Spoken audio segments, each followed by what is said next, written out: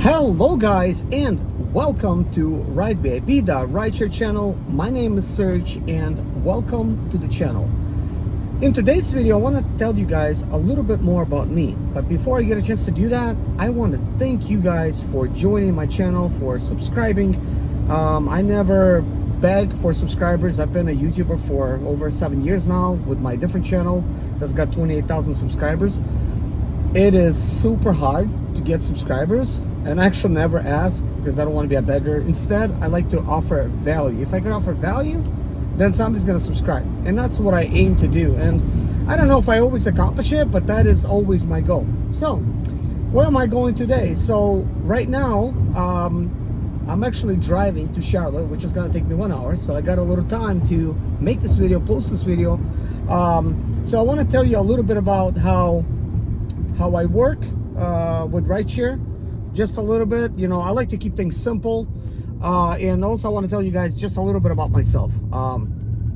So first of all, just my approach to this whole rideshare thing. It might sound like on my channel like I'm complaining or something, you know, stuff like that. But the way I always seen it in life is like this. Kind of like, if you don't like something, then you either need to change what you're doing or change how you're doing it. And there's no reason to really complain. But that is not to say that you cannot be unhappy about the current state of things, right? So this is why we're letting it be known on the channel, all these cheap rates, and pointing things out, so that other drivers that maybe are in the business can compare notes, and then new drivers that's coming into the business, because there's a huge turnover. There's about like 90% turnover right now in rideshare. So new people could come in and they could say, you know what, okay, I could see what they're doing. I could do this differently, and they could maybe get some success out of it. Because the reason there's a high turnover, because people don't get paid a lot. Today I was reading a comment from one of you guys, and I try to respond to as many of you guys as possible. And sometimes I sit and just like responding to comments. I want to actually make a video, me responding to comments. I think that would be like a lot easier. Then I could actually explain stuff while you guys could see the comment. What do I mean? And I could just respond to comments with a voiceover instead of having to type all that stuff. I think that's going to bring a lot more value, because it's a lot easier than reading. You could just go look and stuff like that. But here was the comment. A recent video I just posted on this morning. I'm trying to keep things current right now, but at the same time, I have a bunch of videos already made that brings value, and I could actually post them later. But anyways, a comment was stating that, oh, you're getting these good prices and these good offers because you're a brand new driver. Yeah, of course they're going to, you know, give you like these great rates, and they're going to throw everything at me, you know, and I'm going to still do pretty well. While that's true, that is like super true, but I'm not new. You know, that is the case. When you're a brand new driver, you just coming into this business, yes, they throw everything at you. And to make things a little bit more interesting, right? I literally picked up somebody from the airport about a few months ago. He was somebody that actually works for Lyft. So it was actually like over 3 months ago. This is before I had the idea for starting this channel. It's just time kind of flies. Like, wow, it flies. So I know I did not have the channel at the time. Otherwise, I could have like made a video and talked to the person and asked him some stuff with the video, and we could have all got some value. But anyways, here's what he told me. He says, I don't work for them anymore, but I work for the company itself, and I also was a driver. They made him actually go out there and drive to test things out for Lyft, like how is it being a driver, so they could make some changes. And this is what he told me. He says the first 2 months they keep you busy, and that is with Lyft, and same thing happens with Uber. It's kind of like in the algorithm. And I said, well, what happens after 2 months? He says, then you're gonna be like everybody else. I'm like, well, what do you mean by that? He says, you're just gonna get the same offers or bad offers and stuff like that, and you're gonna start making less money, you know, that kind of thing. So according to whatever everybody else is making. Now, making less money, that's my statement. That was not him saying it like that. But I'm thinking like, dang, that's exactly what I noticed. When I started last year, about July, I started with a 2013 Nissan Altima with just 45,000 miles, okay? I started like, I was working, I was doing well, 35 miles per gallon, the fuel prices were still great. I'm thinking, great, it's costing me like 30 to 40 bucks a day, tops, and that's like for 12 hours, no, 14 hours of driving, just 12 hours of working. And I'm thinking like, whoa, I'm making like $30-40 an hour, like sometimes 50. I would look at, I'm like making 50 driving regular Lyft economy class, because that car does not qualify for electric. Shoot, it doesn't even have leather seats, but it looks nice, it's clean. I keep it nice. It's a 2013 Nissan Altima SV. It has everything except the leather seats, and the seats are not heated. That's the only thing that's missing. Everything else, entertainment, great, like perfect car for that. I love it. I still would use it. But the thing is, I'm thinking like, I'm making 50 bucks. Whoa, what if I got myself a luxury vehicle? I would be Lux. Man, how much is the Lux paying? I would go like look up the miles per Lux. I'm like, whoa, Lux is making more. Well, why do Lux? Hey, what if I just get myself an SUV? So which SUV can I get? Oh, now the best SUV would probably to get would be like a 7-seater, which I found the best deal now. If somebody is considering of doing the SUV version of that, there's Nissan Rogues that come with 7 seats, guys. It's a special kind of like order. So 4-cylinder engine, fuel efficiency is out the roof. Like, and it's basically like in the you know, you become an Excel basically, you know, with 7 seats. You know, and I thought like, wow, that's amazing. That's all great. But what if I get like a Tahoe or Suburban? I could be like Uber Black. I could be Lux Black SUV. You know, I started thinking about those things. Why was I thinking about those things? Because I was getting a little bit greedy. I'm thinking like, wow, I'm making 50 bucks an hour. What if I could make a little more? Like, and I started looking up what other drivers are making and stuff like that. I even went to 2 dealerships. One of them, I will show you a video of me actually driving that Suburban. I was actually trying to prank my wife, me trying to get it. But that dealership knows me because I'm an automotive YouTuber, and they see me before they trust me. They're like, yeah, you could just drive it. Like, they didn't take my license, nothing. They said, just take it. And I took it home, and I was pranking my wife that I bought it, because that's how I am, kind of. Like, I'm a spontaneous guy. I'll just buy something, you know. And this will explain to you guys a little bit more about me a little bit later on. But I try to keep it relevant. We got a fly in here. I try to keep it relevant with the right share and kind of like what I'm doing and, you know, things like that. So you guys know a little bit where I'm coming from, you know, and why am I really talking to you guys about this. First of all, I like everybody. I respect everybody. I like to help. I'm somebody that likes to share information rather than keeping it to myself for my own benefit. But anyways, that being said, I came home in that Suburban. I loved it. Like, I mean, it wasn't that comfortable though. I was like sitting, I'm like, it was a 2018 model, extended, like it was like nice, like leather, fake leather. And I was like sitting, I'm like, I feel like I'm always going to a side. Like, I'm like, don't joke. Like, why am I sliding? Like, is this a slippery leather seat or is this a crooked seat? I don't know. But it could have been a big guy that worked there, maybe somehow crooked. I don't know. I couldn't tell. But it was like weird. I'm thinking I would feel like I'm always like to the side, like I'm sliding, you know. And it wasn't a deal breaker, but you know what was? That Suburban for 2018 had 134,000 miles. I think. Well, like in that video, I'll probably tell you what the actual miles. It was high mileage. It was like right around there, guys. You know what they wanted for it? I believe like $38,000. And you know, that's already like a 4-year-old car, and it will break down. And I would put more miles, and it would just be ahead of it. But anyways, I'm thinking like, well, what else I could find? So I went to CarMax. I found a black Tahoe, a 2016 version. At the time, it qualified for Uber Black and Lux Black SUV. I don't know if it does anymore, but it still looked just as nice. But it was a short version. It was not a long. They wanted 32, but also very high mileage. I don't know what that one was, but it was like nearly 100. I think like 96,000 or something. Kind of sucked, and I'm like, I almost got it, like, you know, but I changed my mind like little last minute. Like, I was already getting financing done, like everything, was going on. And I'm thinking like, why am I buying myself this SUV with all the knowledge that I have when it comes to cars? Like, why? Like, this is like an impulse buy that made me not think, because I'm thinking, oh, I'm gonna use this for Uber or Lyft. I'm gonna make more money.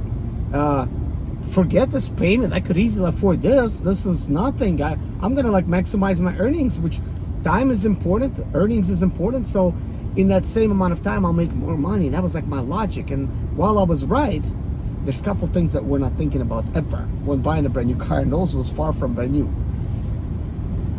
One thing you don't think about is that brand new car, in just 1 year, seriously, 1 year, will have 120,000 miles, and that is just working miles, and that is if you work in Uber and Lyft full time, if that was your decision making for getting it. So that car immediately will be high mileage at the end of the year. And actually 50 to 80,000 is already considered high mileage. It's gonna have 120. So what's gonna happen at 120? You no longer have warranty. There's no more car warranty. Maybe you bought extended warranty. I've never tried those. I don't know if that's a scam or not. Like, I've heard both sides of the world. Like, sometimes those warranty companies, they don't want to really pay what it's worth to fix. I don't know about it. But anyways, if you get extended warranty from one of these companies and you're paying that, well, that's just an additional expense. But anyways, that being said, you could buy extended warranty for any car. I'm sure you got those in the mail. I just throw them away because I am the warranty. I'm a car guy. But anyways, so what's gonna happen at 120,000 miles? You're gonna have a breakdown, which is probably gonna be a lot more than you can afford. It's gonna be like, usually the repairs now like $2,000-$3,000. Like, they don't play around. So you go to the dealership, they $2,000-$3,000, and you're like biting the bullet. Like, fine, okay, is it gonna fix the problem? Yes, it's gonna fix the problem. All right, do it. No, sir, we can't take your vehicle right now. Like, well, why is that? There's a waiting list. We could take you in 2 to 3 weeks. What? But I need my car now. I'm sorry, we have other cars ahead of you. Kind of like take it or leave it situation. And you're gonna be like thinking like, wow, what's going on here? You cannot even get into the dealership. Then you might be looking for a regular mechanic to fix your car. Whatever. But it's still going to be downtime. And you know what happens in downtime? You still need to pay that payment for that vehicle. You still gotta pay the insurance. If you got some extended warranty, you still gotta pay that. And now you're not even working. But of course, there's a solution. You could actually just rent the car while your car's in the shop and make the money back. Now that would be the best solution if you're renting it. Let's say like through Uber. I've never tried Lyft renting thing. I don't know if it's any good. But if you go and just rent something through Uber, it's pretty good because it's just a weekly rental. You could just give it back, at the end of the week. So that's like not bad. That's when I rented a Tesla. I could tell you all about it, and I'll actually post some of these videos soon. There's just so much content I've created over the past 3 months, and I just really never got around to posting because it's a lot of work actually doing this stuff. Okay. And lastly, I want to talk about myself. So, who am I? Guys, well, first of all, you already know my name is Serge, and welcome to the channel, and thanks for subscribing. Second of all, I'll tell you this. In 2000, I've been broke several times in my life, guys. I'm an entrepreneur, and I just tried, okay? So, 2007, I just got married. Brand new marriage. After married, I lost my job immediately. The job that I had, I lost it. I only had a part-time job, which was only 20 hours a week. I could not afford to live on that income, so I needed a change. So I started my own company, home remodeling, renovated in 2007. Immediately I got success. I started making like $7,000 a month. By September of 2007, well, housing market started to be like a little bit shaky. And by the way, I'm 41 years old. So yeah, like if you think about this kind of stuff, like, yeah, I went through a lot of this stuff. But anyways, it started getting shaky. I'm thinking like, okay, what's next for me? Because I need to now make a lot of money because I got all this rent due and stuff like that. So I bought myself 2007 Dodge Sprinter, which is really a Mercedes Sprinter. It's got 14 feet of cargo space, about the long roof and everything. So I bought it thinking I'm gonna use it for making deliveries. So it's kind of like a driving job, basically. Like that is kind of like the easiest job that everybody resorts to, that the pay could be kind of steady and it's kind of like laid back, and you could just do whatever the heck you want. You can make phone calls, listen to the radio, whatever you want, you know, talk to people, drive with somebody. But anyways, I got it and I started using it. Well, before even knowing anything about the business, the very first company I called, they're like, well, we're not hiring any more owner operators on, but we'll take you since you bought the van. So they took me. Immediately I started making $4,000 to $5,000 a month, which I thought was pretty good because my payment was like $800. And I thought, okay, fine, great. But by the end of 2008, which is kind of like slightly more than 1 year, I could not afford to pay my rent because 2008 financial crisis was happening. 2009, similar thing. It started recovering slightly, like right around like March, it started recovering. But that's it. I was like in a hole because I still had a payment. But anyways, guys, I took my brand new wife with me on the road, and I told her, look, we need to change things up. We got rid of our rent in January, and we went just looking for a change, which would be still delivery, but across the whole country in Canada. Immediately I started making, not immediately, but it took a little doing, but that change caused me to make anywhere from $8,000 to $10,000 a month. So when I started doing it, I thought, well, this money is pretty good, and I really did not need anything to rent. Me and my wife were just doing van life. We traveled across the whole country, and that was considered expedite. So I was making, in 2007, this is why this is important to point this out, why I'm even telling you this story, because same thing is happening here in this industry. In 2007, when I started, I was getting paid $1.80 per mile. Shortly after, they offered me $1.60, like a few months later, you know, then $1.40, and I keep taking it. And you keep taking it, they keep putting it down, you know. Well, by 2009, because it was a low, you know, it was like financial crisis situation and me driving across country, you know what they were paying me? Like 65 to 70 cents a mile. That was all. They said they can't pay anymore. They're slow. Nobody wants to pay. There's not a lot of freight going on. I would sit like sometimes like a week waiting for something. But anyways, moving on. I took lemons and made lemonade. I worked so hard. And I bought 2 more vans. Those other 2 vans was for cash. Then I put drivers on them. I made my own fleet company, like a small fleet. I started making money. But then 2011 came around, February, and then, as they say, ass hit the fan. Oh, shit hit the fan, yeah. But anyways, I thought that was gonna sound better, but like, no, shit hit the fan. Like, I thought it was gonna use like one letter word, and I'm like, that sounds worse. Okay, but anyway, sorry about that, guys. When that happened, that's it. I wasn't making any more money. My drivers quit. One of them got in a car accident, and my vehicle got totaled as well. I didn't have any more vehicles, and the one I had left, I drove. I took my stuff. I drove all the way to Florida from North Carolina. We moved there with my wife. Why did we do that? I don't know. We needed to change. But anyways, my wife said, let's just stay out of this business. Let's just focus on family. My son was just born August the 29th, so my wife was pregnant at the time, so I stayed with her. So I have 3 kids now, you know.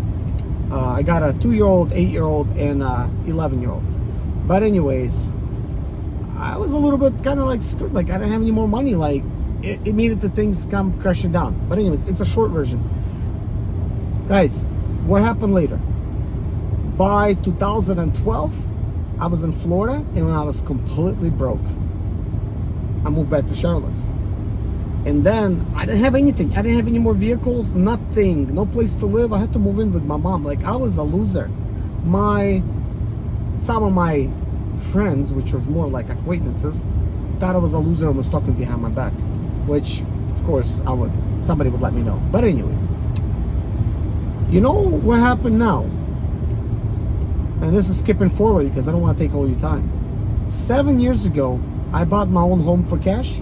I bought my own commercial property for cash. And right now I own 33 cars. And I know I probably mentioned this before in some of the other videos, but I know I have new subscribers coming in all the time, and some of you guys, hopefully you take this as a motivation, not as me bragging. And this is why I tell you this little story. I'm not afraid to tell you of my failures. I had a few of them in my life. One thing that this taught me, and I just told you the short story, everything is a learning experience in our life, whatever we're going through. And you have to always have a plan of moving forward. What are you going to do with it? But at first, you got to make a plan. You might not achieve that plan immediately. In 2009, I made a plan when I was pretty much homeless. I wanted to save up money and have my own place. I said something small. I don't care what it is, where it is. I just want to buy it. Like, I'm all over the country anyways, but I want to make sure that I'm at least near like a major city like Charlotte. So I live in South Carolina now, in Lancaster, which is exactly 1 hour away. Why? Because prices were super cheap at the time, and that's why I was able to afford. But it took some looking. But anyways, guys, moving on. What am I doing now? Why do I have so many cars and like that kind of thing? I'm so ambitious, guys. I'm always looking ahead, and I'm thinking like, what's next? What's next? What's next? So right now, I've built myself a lot of different income streams, and I want to mention this for you guys because I had this many times in my comment section. Oh, well, why don't you just quit Uber and Lyft? Why don't you just quit them, find something else, do something else? Just so you know, I am not hungry or needy. And because I've learned you can't be hungry and needy. This is the way for your income to go down. So you have to work with what you got, right? But you also have to work towards making positive change in the future. And some of the ways to do that is by collaborating with each other and being on the same page. It was very hard for me to get Expeditors on the same page when we were being heavily underpaid. I talked about it so many times on my other channel, and it's just tough. You know, you're always gonna have people that, like, if you're striking, they're gonna be working because they need to pay rent, and I understand, you know, but you have to see the bigger picture. The bigger picture is we're not trying to like not work like one day so that we could, you know, so that somebody has more freight and they could maximize their earnings. We're thinking about the future in the benefit of all drivers across the board. So, okay. That being said, yes, we have some problems of, you know, with pay with Lyft and Uber. While that's being true, we could still use strategies and we could still get ahead. And I've shown you guys some of these strategies, and I will point out more strategies and talk more about the strategy itself, because there's all these different strategies. There's like not one strategy. And I'm sure you've heard some. I'm sure you're using one or two strategies to work. One of the strategies that I use, and you know, like, why am I working for Lyft right now? Because this is the most apparent strategy, is because Uber no longer giving me quests. So why am I going to work for Uber that has like no quests for me? I am not going to make any money. Well, I'm not going to make the same amount of money, and that quest made a difference. That was the difference between me making $12 to, let's say, like $15 an hour to making like $30 an hour plus, because that quest, when you know, coupled with your earnings, and you push through, like, man, you add that on top of it, man, it becomes pretty good. So that is not to complain. But I also understand not everybody's working on a quest. Not everybody could complete a quest. Some people this is their side hustle, and they got a normal job, and they're thinking, hey, what if I could Uber on the weekends or whatever, right? Make some extra money, maybe pay some few bills. You know what I mean? That person will not be able to complete any quests anyways, because there's a lot of driving you have to do. And usually you'll end up doing anywhere from 17 to 30 rides a day, and usually 17 to 20. Like, that's all you'll be able to do. That is if you take whatever they throw at you. It's very hard to do any more than that. Now, if you pick and choose your rides, and you could do about 30 plus. But that also kind of, like, in a way, it kind of hurts you as well, and there's potential problems with that. But this is why one of my strategies is, hey, pick a platform that no matter what you want to keep. Like, that platform, like, that would be the one that you want to work with. So for me, it is Lyft. I always liked Lyft. I started Lyft earlier than Uber. I stayed with Lyft for shoot, like since July. I was just doing nothing but Lyft, and I only did Uber Eats. That's all, kind of like as a change. I would just do Uber Eats just so I could run around a little bit instead of all the sitting. But anyways, Lyft, I was always able to make money with Lyft. I mean, some of my days, and this is just like, I'm not even talking about like quests. Sometimes, just like these ride streaks and stuff, like I would make anywhere from 300 to like 450 to almost $500 a day without the quest. Now things have changed, and it's a little bit impossible. Now, this morning, I made a mistake when I was talking to you guys, and because I was like almost kind of like a cotton mouth. I don't know what you call it. Super tired. I mean, I worked like 14 and a half hours, so I could not even think straight. So that being said, I said I made like $253. I didn't make 253. I made $353 in 12 hours. That's what. Some of the other time I was like driving back and forth. I think the last job took an extra 20 minutes, but I was already out of time, so I took it and I delivered him, and that's it. It kicked me out of the app, and I could not even complete my quest. But otherwise, if I would have just had like one more ride, I could have made like easily, it would have been like 330 bucks. Yeah, 330 bucks. But anyways, I also want to address this other thing. So let's see. So I forgot what I was going to say. So because there's a lot of things that is on my mind. So I do want to talk a little bit about strategy, because that's what I want to say. So when it comes to Lyft and Uber, right now I'm working Lyft, but I took a huge break from Lyft. I did not work for Lyft. Shoot, like, man, it could have easily been 5 months. And then, yeah, like, why did I took such a break? Well, they didn't want to pay me nothing. Simple as that. So since they didn't want to pay me nothing, I took a huge break. I went and worked for Uber. And that's when I ended up, I used my BMW. It was costing me $100 a day in fuel because the fuel price was so expensive. So I said, you know what? A Tesla, full expense. I'm talking about with charging, with insurance, with everything, $100 a day. So I thought, well, $100 a day, I'm doing all this crazy driving. At least I'm not going to put miles on my car. Sure, it doesn't sound like a good deal, but like now all of a sudden my BMW became a Tesla. And I'm still going to make the same or more. Well, more like more, because now I could do Uber Green and I could do comfort rides. But you know what I noticed, guys? I made the same exact money driving a Tesla than I am with my BMW. As a matter of fact, I make more with my BMW. And why is that? Because there's no downtime. I could fuel up like I'm at the gas station right now, and I could just continue working. You can't do that in a Tesla. You constantly have to charge. There's three hours that's being lost.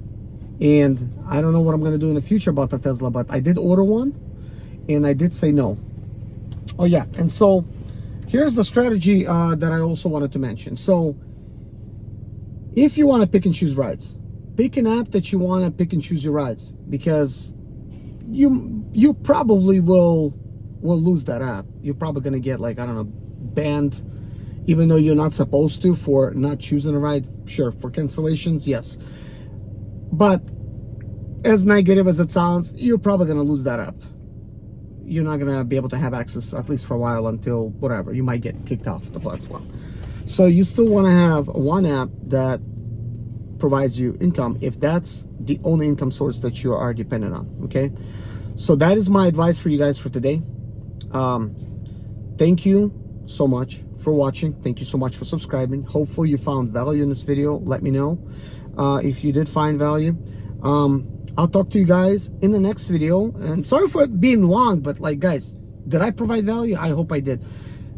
Thank you guys so much, and I hope more of you guys will subscribe, and I hope we could have more conversations like this and talk with each other and find solutions to some of these problems instead of just complaining. Bye-bye.